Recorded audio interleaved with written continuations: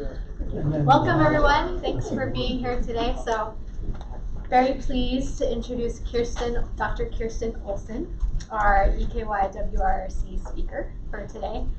So Kirsten is an associate professor in the Department of Natural Resources and Environmental Management. She's also affiliate faculty in Water Resources Research Center and UHERO. Kirsten has done tons of different things. She has 3 degrees in engineering, 3 degrees in economics, including a PhD from Stanford. She's worked in Madagascar, Palau, Hawaii, and many other places. So it's really a wealth of knowledge of thinking about the relationship between people and ecosystems and how we can value that in kind of diverse and inclusive ways. So thanks, Kirsten, for being here. Thanks for having me. I'll walk to my block point and try not to be in front of you. Thanks very much. This is a project that I have done with a team. And one of the team members is going to be here today and help me present, but she was sick this morning. But I want to acknowledge Amelia Von Salza, Maureen Parisian, and Anne-Charlotte Olivier, who have worked with me over the past 2 years. I'm really excited to present our work on accounting in Hawaii, and I am impressed that so many people turned up for an accounting seminar at a lunch hour, but I'll try to make it as exciting as possible. And the funding for this project was generously given to us by Ulupono Initiative, which is an impact investment firm. So a huge mahalo to them. None of this would have been possible without them. So I'm going to talk today about natural capital and ecosystem services. So before going any further, I just want to give you a quick background on the theory behind the accounting and what we're kind of doing here and the translation of this to our work here in Hawaii. So natural capital is the stock of tangible assets that nature provides for us, things like lands and forests and water. And then ecosystem services are the flow of benefits to humans that come from those natural assets. So those are the things that contribute to our well-being and health. And a natural capital account that we're going to talk about today reflects both of these, the stocks of natural capital and the flows of ecosystem goods and services that enter into the economy. So a natural capital account, these highlight the connections between the environment and the economy. And in theory, it can help governments to better understand their economy's reliance on natural systems, track changes in natural systems that may have implications for different industry user groups, and manage natural resources and ecosystems to sustain economic benefits into the future. So natural capital accounting, now I can stand anywhere I want. Sorry, do you guys, really quick, do people prefer dark so you can see the screen? Yeah, I have pretty pictures. I'm still gonna have to stand because otherwise I can't read my thing. So what are these accounts and where'd they come from? So natural capital accounting is a method of assessing the contributions of natural ecosystems to the economy in a way that's consistent with the system of national accounts used to measure economic activity.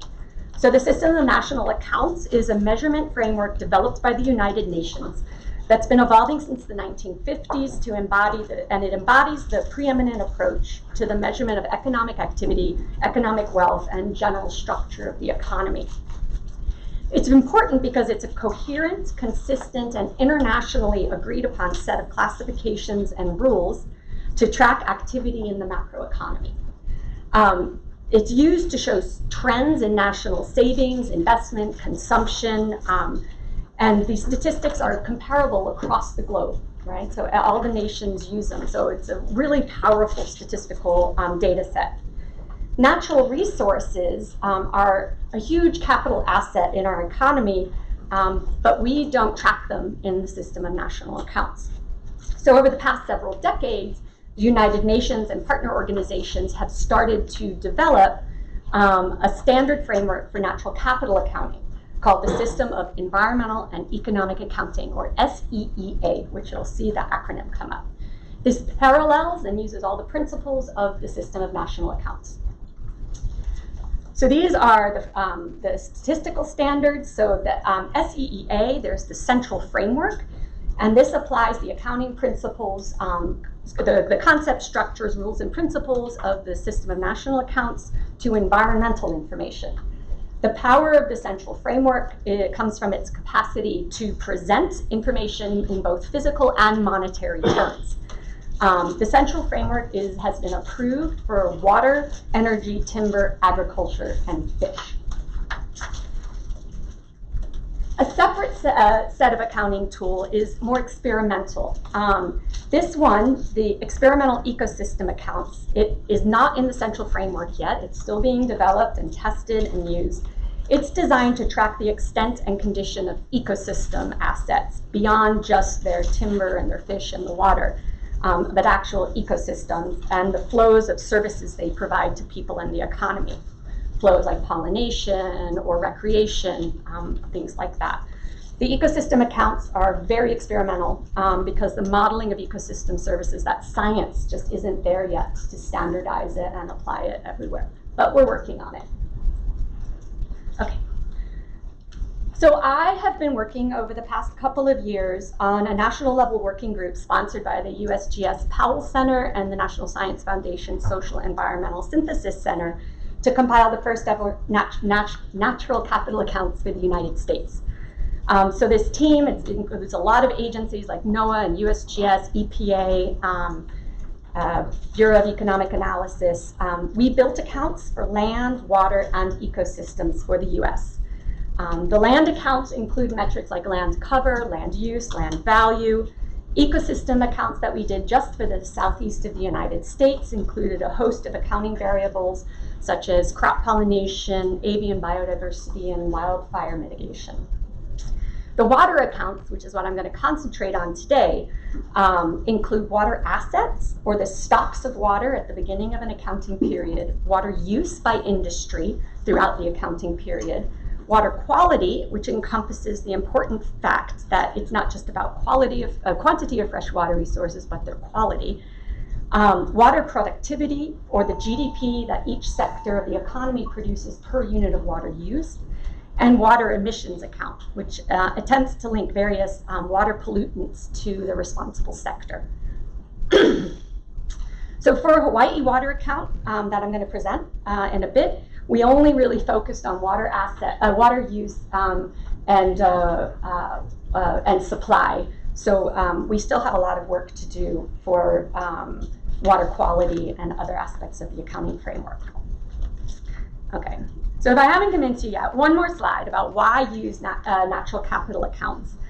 Well, first of all, current economic accounts, like in the system of national accounts, are incomplete. It leads to bad policy and management decisions. In the public sector, natural capital accounts can aid management and trade-off analysis across diverse resource types. And for the private sector, you can identify supply chain liabilities, risks, and opportunities for current and future investors of your reliance on natural capital. There are a lot of other reasons why, because they provide systematic and systemic information in a coherent way, and it links all of the information needed to assess efficiency, waste, sustainability to industries. And with the monetary accounts, you can actually track expenditure, taxes, and subsidies on our natural resource management sector. Okay, so why you're all here is the water accounts in Hawaii. So we're going to dive into our application of this accounting framework for Hawaii. We focused first on the island of Oahu, which is what I'm going to present today. We have accounts, preliminary accounts built for Maui. And so in an ideal world, we'd have these accounts for each watershed or ahupua'a, but we just did it at the county level because that's the way the data come currently, or the way we found the data. And the data didn't come to us, we went out and found it. So we're applying this accounting framework on a county basis. So most of you are aware the economy-environment relationship is especially fragile in an island. If we run out of water, we can't pump it from other states, which would be great. But we're different than the mainland. So we really need to keep track of our resources. It's even more critical here than it is for the contiguous US. So we worked with local water management agencies to compile these water accounting tables, and I want to give a shout out to the folks at Board of Water Supply, CWRM, and USGS. They've been incredible. We've thousands of emails exchanged with them in order to compile these data, and they were so patient with all these nitty-gritty questions we had for them. Okay, so what does the water account look like at a glance? So this is a simplified visual where we basically have the two components, the environment and the economy. Water can be abstracted from the environment and pulled into the economy and then returned from the economy back into the environment. The physical supply and use table, the PSUT, represents this part, the use and the supply from the economy. So you have you have those in front of you. That's one side of the handout. And then the other side is the water accounting and asset accounting table, which focuses on where water is in the environment. So I'm going to talk to you about both of these things as we move forward. So what does the account look like? And this is why you have the handout. This is awful. Anybody need a handout? Oh yeah, if anybody needs a handout, Leah will help you. So what does the water account look like? And I'm going to walk in front of the slide for a second to help anybody who might be looking at it. So the handout you have in front of you is from the year 2010, and it's the physical supply and use table for Oahu. So let's walk through it. It's easiest to actually read the use table first. So this table demonstrates where each sector of the economy is withdrawing and receiving water.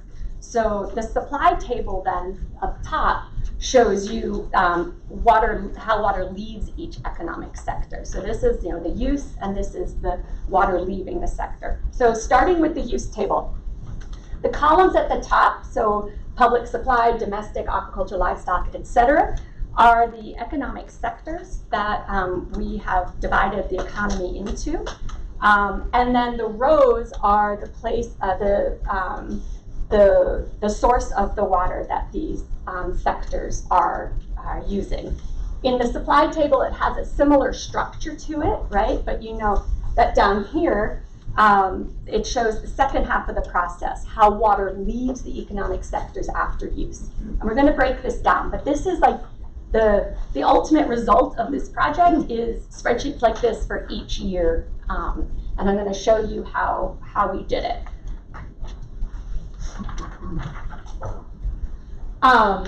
Just to give you, a little bit of background, we identified the 12 industry or user categories throughout the whole state of Hawaii. We tailor-made them for Hawaii, or some of them. For example, the national accounts don't include military use, but in Hawaii, military is actually a really large user, and so we included a category for military, which was unique to our accounts for the state. And except for domestic or reuse, the user categories are defined based on their respective North American industry classification system codes. So they all correspond to an actual accounting system.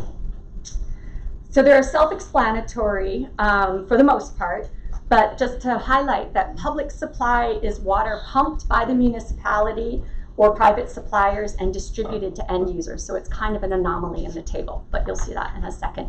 And in our case, for Oahu, the public supplier is the Board of Water Supply.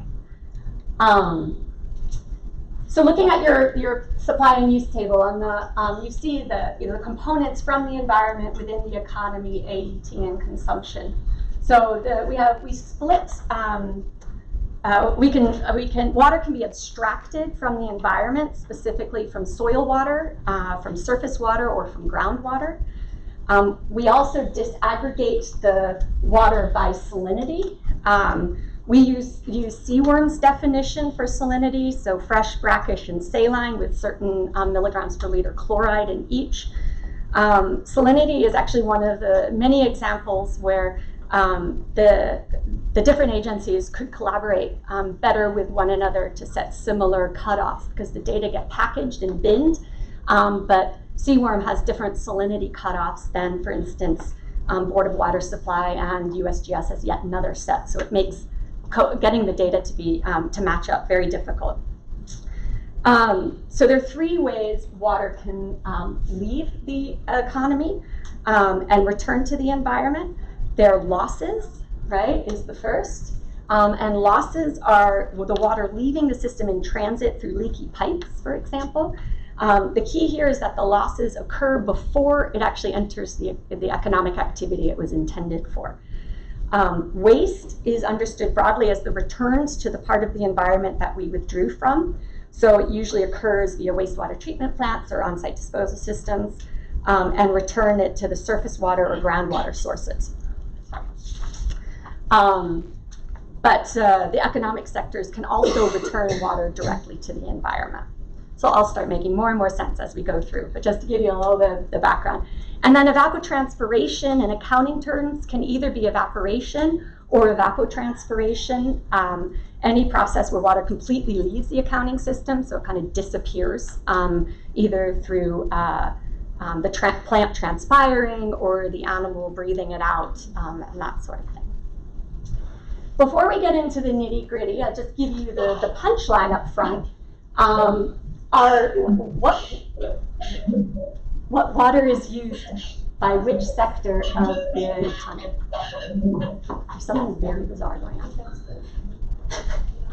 Okay, so the largest user of saline surface water is our thermoelectric power, which I split out from the thermoelectric power water use of fresh and brackish ground and saline groundwater.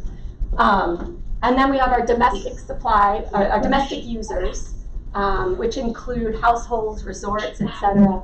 Public supplies is supplying that water. The military is a large user. And then we've got irrigation, agriculture, and livestock that predominantly use rainwater. I mean, what this slide basically shows is for many sectors of the economy, we're heavily reliant on rainwater supply for our golf courses, our agriculture sector, and our livestock sector. Okay, so let's go into each one of these in turn. So I'm going to show you how we went through and estimated the values for each one of the economic sectors. And I just want to show we actually rated our confidence in the data and the models that we built for each one of them. Some of them we had really good data and really solid models to fill in any data gaps. We have high confidence in those, and some of them we're working off of a lot of assumptions and pretty shoddy data, so we would have medium or lower. Okay, so public supply. So public supply refers to water that's pumped by the municipality and delivered to different end users. In Hawaii, it's the Honolulu Board of Water Supply is the supplier, and the public supply is the volume of water that they supply. And so this is one of the only sectors of the economy where we have complete data sets for the supply and for the use tables. So we have a lot of confidence in the information here. For the years 2010 and 2015, we also have USGS estimates for water delivered to the public supplier. And we have seaworm data for 2010 to 2018 on the total water pumped by the public supplier pre-losses, water distributed by the public supplier after transportation losses, and public supply water by category of user, so all of those sectors, and volume of self-pumped water by category of user. So basically we have all the data we need to fill out the table. We also have water supply data on metered water consumption of public water supply by each user category. So as you can see in your use table in front of you, the public supply withdraws 145 million gallons per day on average from our fresh groundwater reserves. From the supply table, you can see that 131 million gallons per day is delivered to users, meaning 14 million gallons per day are lost in transit. So we assume zero water is wasted, meaning returned to the environment because the water has not been used. So an important principle in the accounting is that the supply and use tables totals match as they do in that column. The data on the saline and brackish water is incoherent and sparse. So we show the data that we have for saline water use, but don't at this point count it in our total water column or row values. So again, it's important to note that the public supply is unique. It's the only column here that's withdrawing and then redistributing to the rest of the economy. And so the graphic up here shows by sector the metered water consumption by user categories over time. So our recommendations on the public water supply is that we would like to have a better explanation of the cause of losses in the system. It would help us refine and explain the current variability shown in this graphic, of the difference between the seaworm and Board of Water Supply data. So understanding how and why and where losses occur can help the state meet its Aloha Plus challenges for improving water reuse and decreasing water use. So we recommend that Board of Water Supply and seaworm collaborate over better crosswalking of the categories and expand their data collection to include comparable metrics. And we recommend an analysis to understand the public water consumption fluctuation over the years. Okay, so this brings us to the domestic sector. So now we start getting into the actual users of the water. So many of them get water directly from the public supplier, right? But many of them withdraw their own water from various sources. So the domestic sector refers to indoor and outdoor uses at households and non-residential locations like hotels, schools, and state agencies. And Christy, again, your question from before the presentation started, any irrigation water that households like landscaping or resorts use that aren't in the irrigation category come here. So most of that irrigation water ends up here.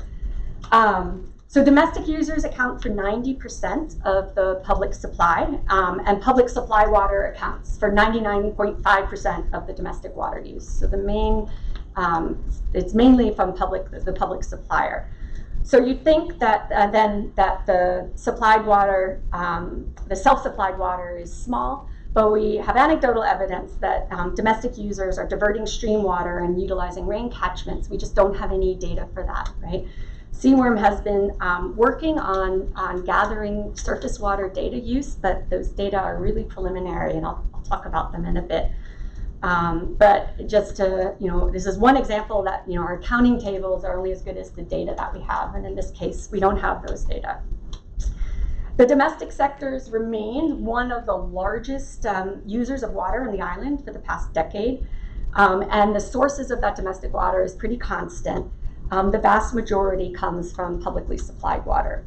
But since domestic users are by far the largest users of water in the economy, we recommend that there should be some surveys done to better understand domestic surface water use of those rain catchments and stream diversions, tracking the way domestic water returns to the environment, so what's happening to that water once they use it, what goes to sewage, what's lost, what's consumed.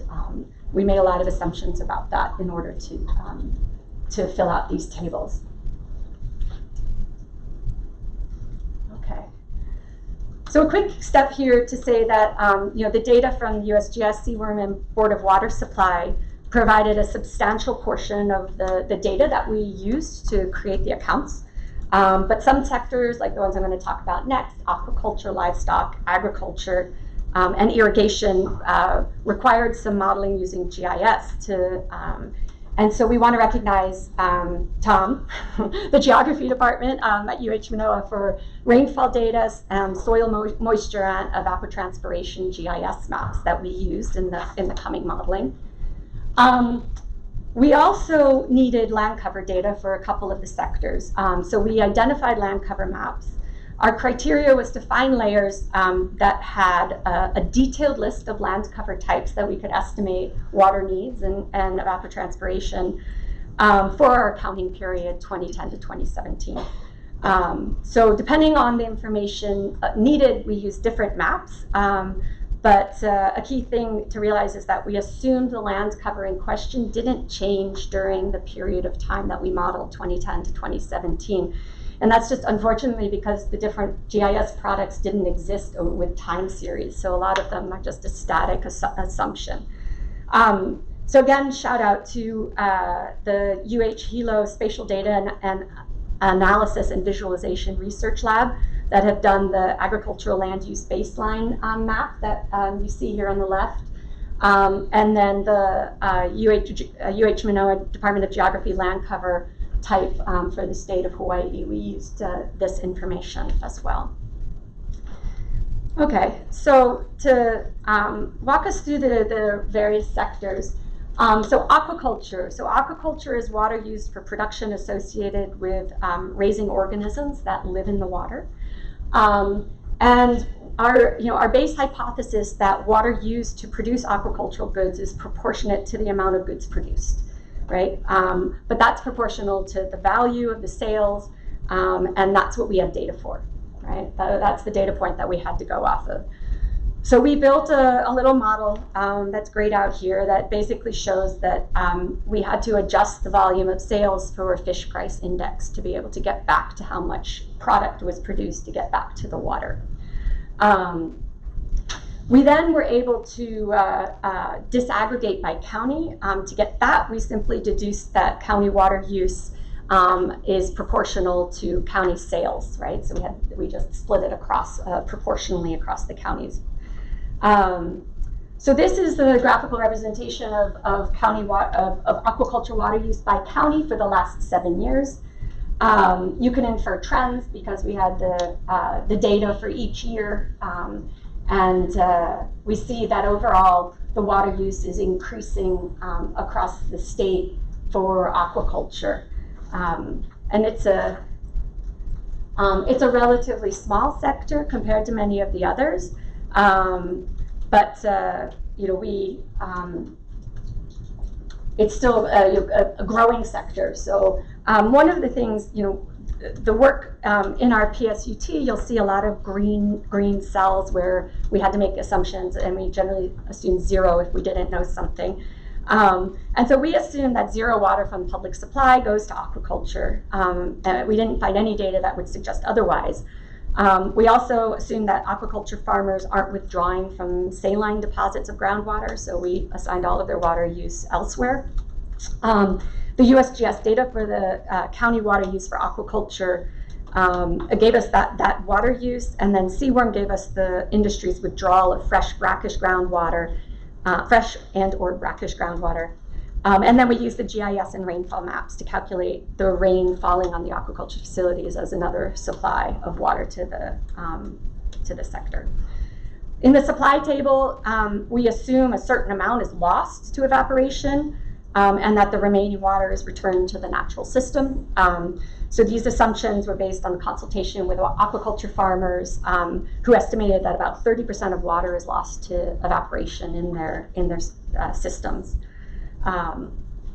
So briefly recommendations here, we would really like to know more about evaporation out of these facilities to improve water use efficiency, and encourage. We'd like to have the facilities better record their rainfall use.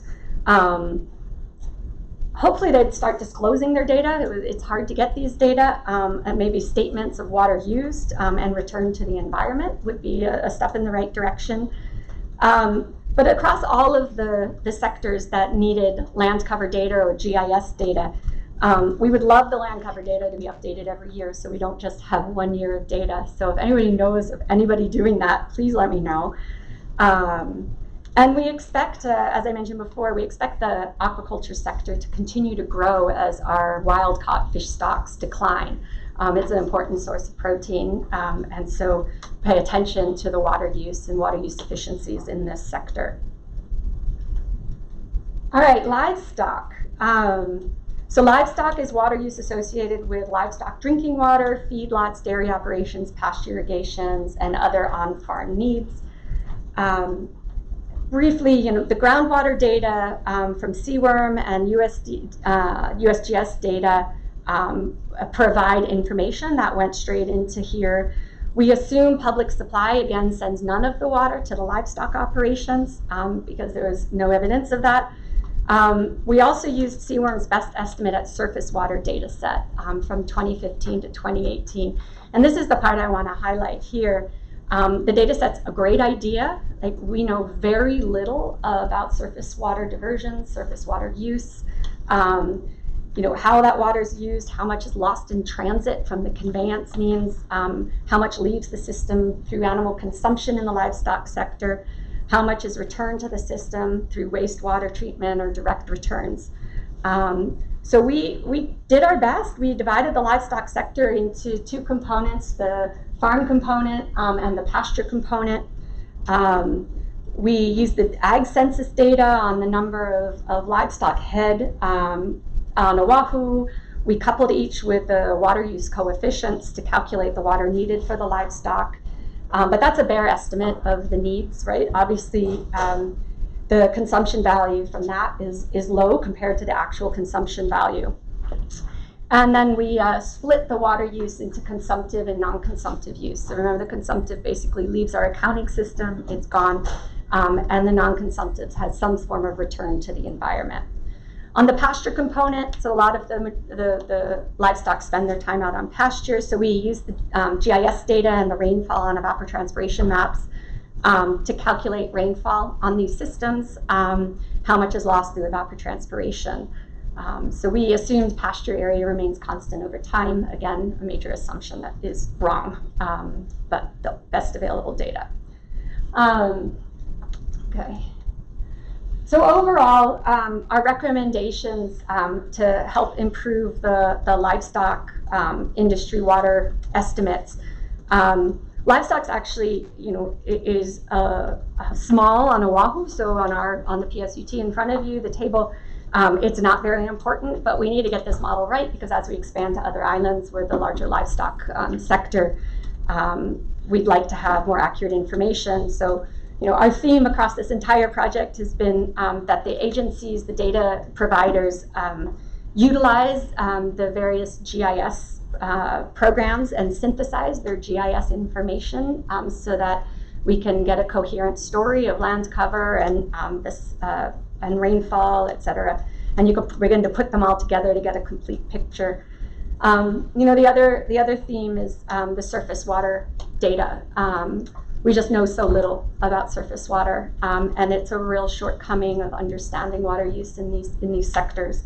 And then an open data platform where the ag census data, the livestock farmers, and the water agencies could all put their heads together and put the data and go through the modeling and really see about the water use and where the water is coming from and where it's going for the livestock sector. And it would have to be designed by county basis because it'll be quite different across the counties. All right, ag. So we took two separate approaches to ag. We tested one out where we tried to model crop water requirement by crop type and come up with an estimate of water use by the ag sector. We ended up using that just to corroborate some of the findings of the modeling approach that we did use. So we estimated actual evapotranspiration for crops using the atlas from Geography Department, and we crossed that with the statewide agricultural land use baseline, which we only have for 2015. So this gave us the estimate of the water use for the ag sector. This is the most challenging sector that we had to try to grapple with for the complexity. Part of that is because this is the first category that you see that in your table that uses reused water, and so we had to build a whole other model to understand reused water in the economy. But I'll explain that in a moment. And we really don't have a good way to estimate losses from the agricultural sector or the wastewater breakdown from the ag sector. So this one, we still have a ways to go. But this illustrated graph here, it illustrates the drought from in 2012, the water use dropping because of the precipitation drop, right? But they compensated somewhat for it from withdrawals of water from other sectors. But in kind of grappling with the data for the ag sector, we recommend that the public water agencies take advantage of the GIS resources at their disposal to better understand the inputs here, the land cover, evapotranspiration, and rainfall. And then combining that with things like wastewater permit data, the agencies could illustrate how water is being returned to the environment after being used in the agricultural sector, something where we just didn't have any information to really think about. And we also recommend that someone take it upon themselves to update land cover data each year so that we can really look at agricultural water use over time. So irrigation, this is water that's used to irrigate non-agricultural operations, such as golf courses, parks, and cemeteries. This is an awkward category because a lot of the irrigation water we've already talked about. It's already in ag or it's already in domestic use. The irrigation, its own category. So the only things that are accounted for here are, right now, are seaworm well users whose primary use is to irrigate. And so that's what's captured here. And again, you see the 2012 drought year. But one of the funny things is in that 2012, you would expect that you would see a larger increase, a compensatory increase in groundwater withdrawals and other withdrawals. We don't see that. We're curious why. Again, the agencies that supply water on irrigation use combine categories. Like USGS has information on irrigation, but they combine agriculture into it. And so it's very difficult to start parsing and corroborating the data across the agencies to really get a good picture here. But irrigation water, despite the fact that it doesn't capture the irrigation used in by households and things like that, or irrigation used for ag, if you look at the number, it's one of the largest users of water in our economy on Oahu. Even considering that we're under accounting quite a bit, because all we're capturing is seaworms, well water withdrawals, so no surface water at all is included in those numbers. So it still deserves attention because water consumption in this category seems an obvious goal for water thought leaders. Like, let's target these guys. This is water that's not crucial to human well-being, right? This is we were talking golf courses and things like that. So maybe there are some targeted approaches to reduction in this sector and gains in efficiency. So again, we encourage the agencies to start to collaborate to get these data together and in a coherent manner. Done our best here, both in terms of the kind of pulling together all the GIS layers, but also in really better understanding surface water. Okay, so don't read this table. This is what we dealt with. So this was a report out from Seaworm that combines mining, thermoelectric, and general industry all into their industry category. But we wanted to subcategorize them, we split them out. So we used environmental impact assessment data to manually identify which well is associated with which use. So this is why this was our spreadsheet that we just basically said, we got the data from them, the well pumpage data, and then we went through and looked into what each one of these things were. So industry. So these guys are industrial water use. Not much to say here. Seaworms wells have associated primary uses, and so the only problem is that many wells have more than one use, and they only note industrial use, right? But it could also be used for many other things, other economic sectors. So we had to assign all that water to this sector.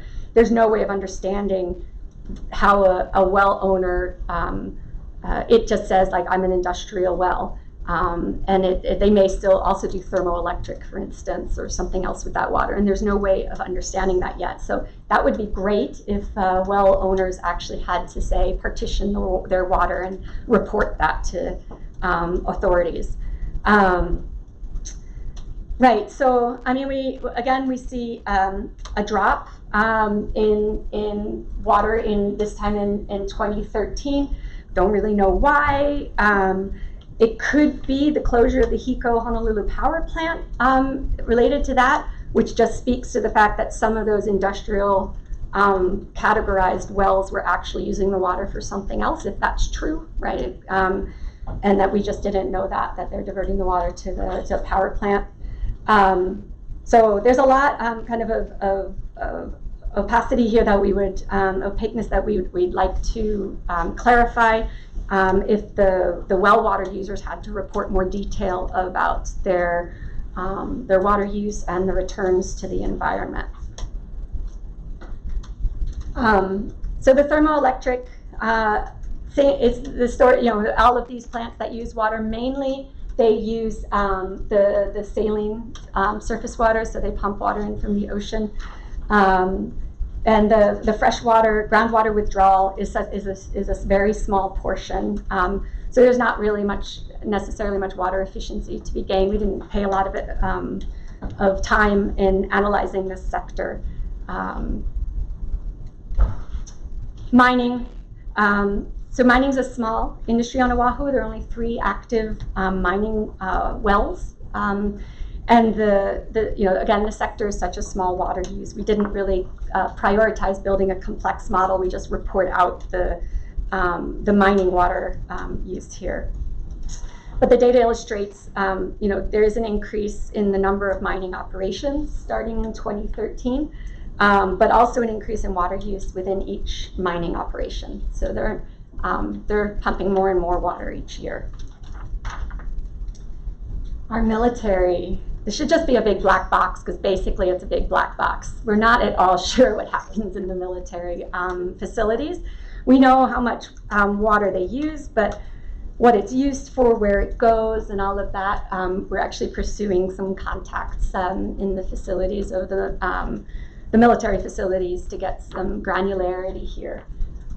So if anybody has more contacts working in water and wastewater, I'd love to get some recommendations. Okay, sewage, my favorite topic. Truly, I love sewage.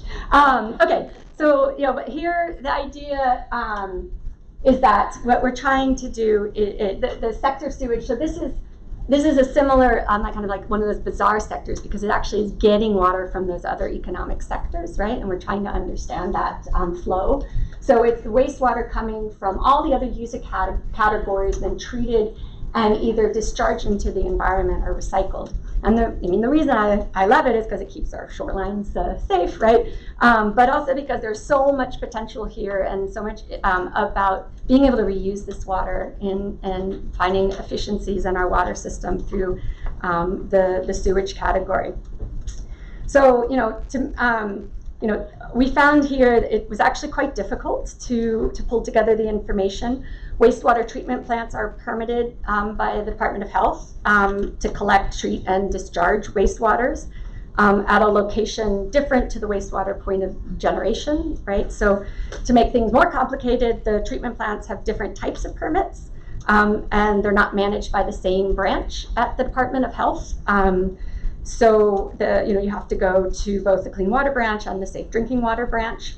So at the end, we made a bunch of assumptions still, and we'll still be working on this model, but we assumed that all the economic sectors sent wastewater to sewage except the public supply, aquaculture, and mining. The cesspool wastewater is included in the sewage column on the table, but it's kept separate from wastewater, and it's treated by a wastewater treatment plant. So we have low confidence still in this model because of the data from multiple sources. And a lot of those data are incomplete or not updated. So what we still want to do is to estimate how much water is lost through leaks and evapotranspiration or evaporation in the wastewater treatment facilities. So we're still working on this, but obviously, the information we do have, domestic is the main source of wastewater, followed by the military. One aspect is to track where the effluents are discharged. According to 2019 DRH data, 99% of the wastewater goes into the ocean at this point. It's discharged into the ocean. So our recommendations, so many on this one. The vast majority of treated wastewater is injected into the ocean, but there are no effluent meters to help track and minimize disposal of treated wastewater. So we don't really know. We just have to do, basically mass balance. We recommend the agencies and water treatment facilities work together, create a single database for compiling all of the wastewater treatment plant influent and effluent information and permit data. Some wastewater treatment systems involve open air basins, and so it'd be great to know how much evaporation is being lost from the system.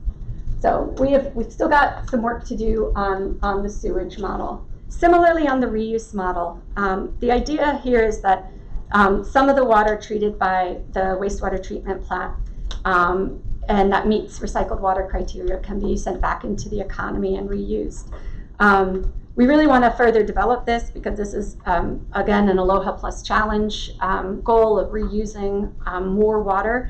But what this counting framework allows us to do is to look at where that reuse water is being sold and used across the economy, whether it's agriculture industry or the power plants, et cetera. But we only had 1 year of data, so we did the best we could in order to look at that.